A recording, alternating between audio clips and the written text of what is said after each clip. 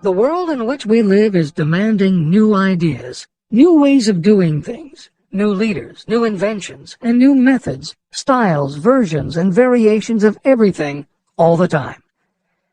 Behind all this demand for new and better things, there is one quality that you must possess to win, and that is definiteness of purpose, the knowledge of what you want, and a burning desire to possess it. If you truly desire riches, remember that the real leaders of the world have always been people who harnessed and put into practical use the intangible, unseen forces of opportunity. Leaders are the people who convert those opportunities into cities, skyscrapers, factories, transportation, entertainment, and every form of convenience that makes things easier, faster, better, or just make life more pleasant.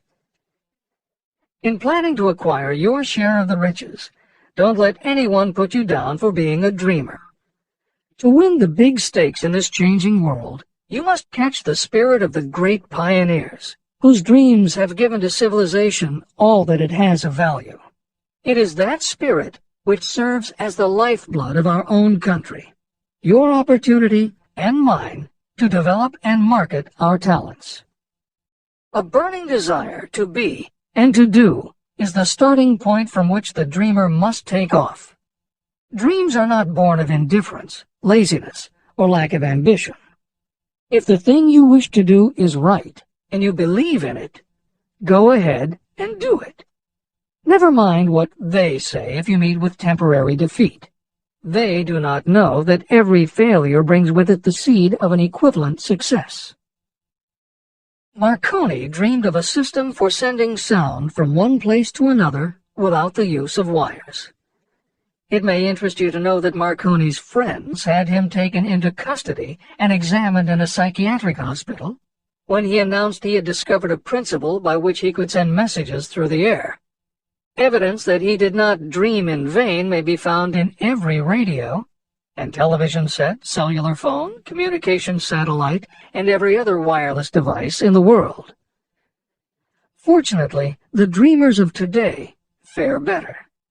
Today, your world is filled with an abundance of opportunity that the dreamers of the past never knew.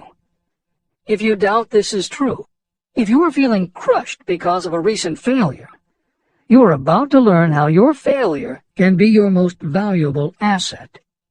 Almost everyone who succeeds in life gets off to a bad start and passes through many heartbreaking struggles before they arrive.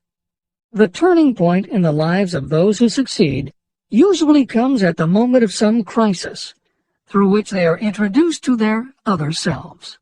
Napoleon Hill's concept of the other self is mentioned elsewhere in Think and Grow Rich, but he does not comment on it extensively. The following elaboration is taken from his later writings. You've been thinking about your losses to the exclusion of everything else.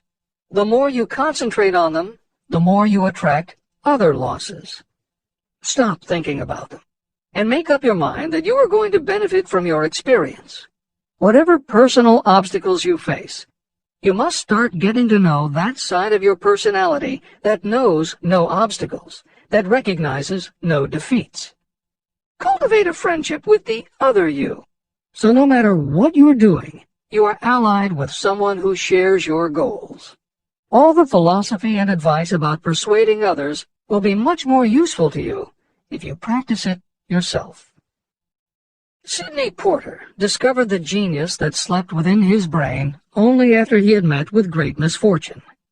He was found guilty of embezzlement and confined to a prison cell in Columbus, Ohio, and it was there that he became acquainted with his other self. He began to write short stories. Then, while locked in his cell, he began to sell those stories to magazines under the pen name O. Henry. Through the use of his imagination, he discovered himself to be a great author instead of a miserable criminal and outcast. By the time he was released from prison, O. Henry was the most popular short story writer in the country.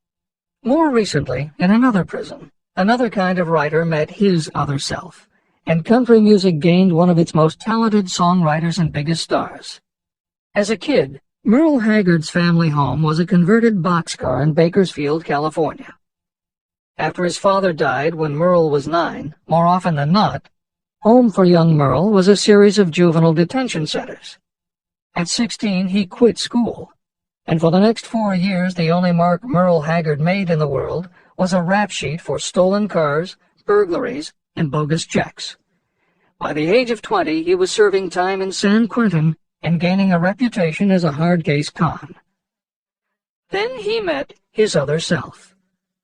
Inspired by a concert Johnny Cash played for the inmates, plus conversations with men on death row and the time he spent in solitary confinement, Haggard learned that he had another self, and that self had something to say through his music.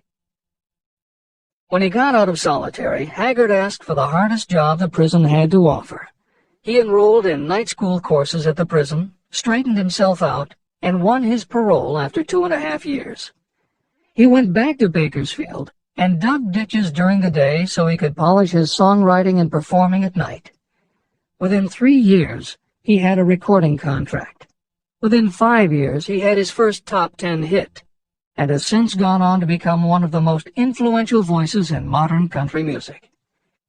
Thomas Edison dreamed of a lamp that could be operated by electricity, and he began where he stood to put his dream into action.